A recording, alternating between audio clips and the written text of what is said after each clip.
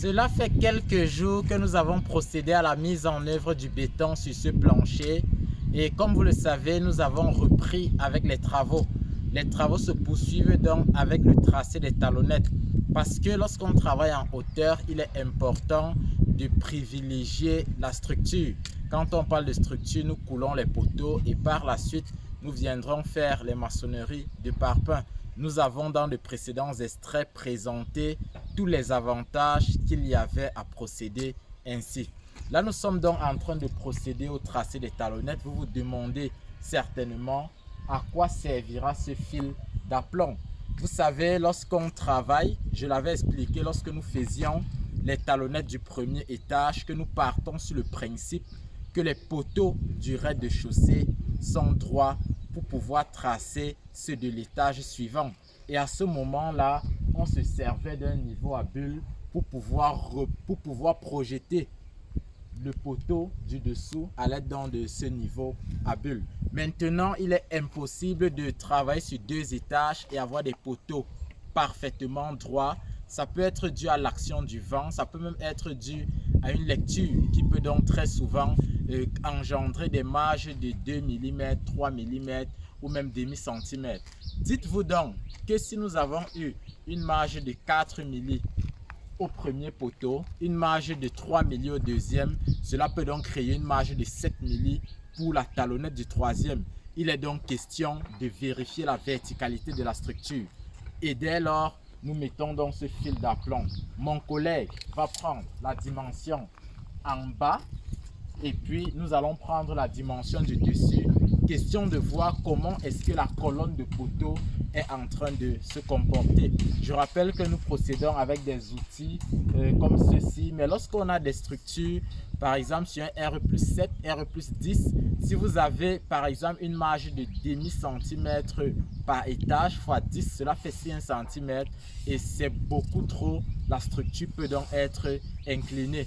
À ce moment, il faut faire recours à des outils de pointe, notamment des outils topographiques. Là, nous sommes sur un R+2, nous sommes donc en train de tracer les talonnettes du dernier poteau. On procède donc avec ce fil d'aplomb pour se rassurer de la verticalité de la structure.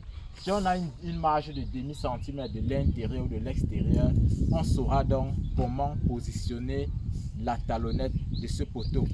Le principe est comme je l'ai expliqué, nous avons mis ce fil d'aplomb. Mon camarade va prendre la dimension ici et plus haut, je vais prendre la dimension.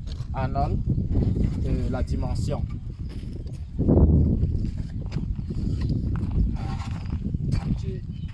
Il communique la dimension et puis tu me suis avec la caméra.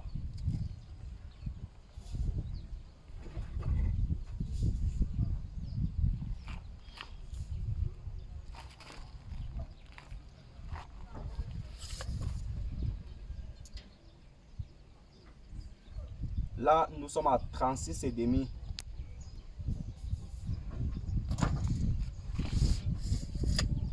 La pause. Combien? Tu peux mesurer. Tu peux zoomer sa dimension, c'est possible.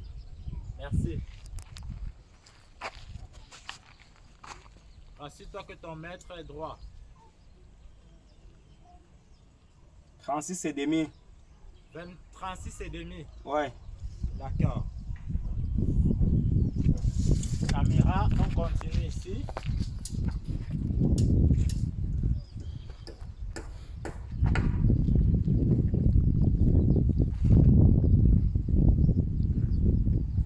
Ici, par rapport au nu de la poutre, nous avons 36. Nous avons donc une marge de 0,5 cm. C'est vrai, en prenant le nu de la poutre, on part sur le principe que la joue peut avoir est légèrement entrée, est légèrement sortie. Donc en prenant au poteau,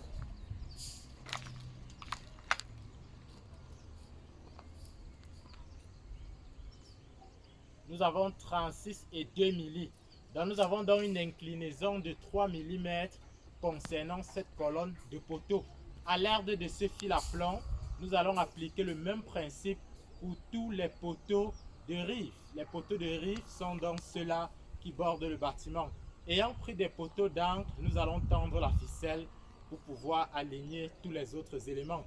On se fera donc le plaisir dans cette sortie de continuer à partager avec vous toutes les grandes lignes pour pouvoir réussir le tracé des talonnettes. Merci et à très bientôt pour de nouvelles capsules Génie civil.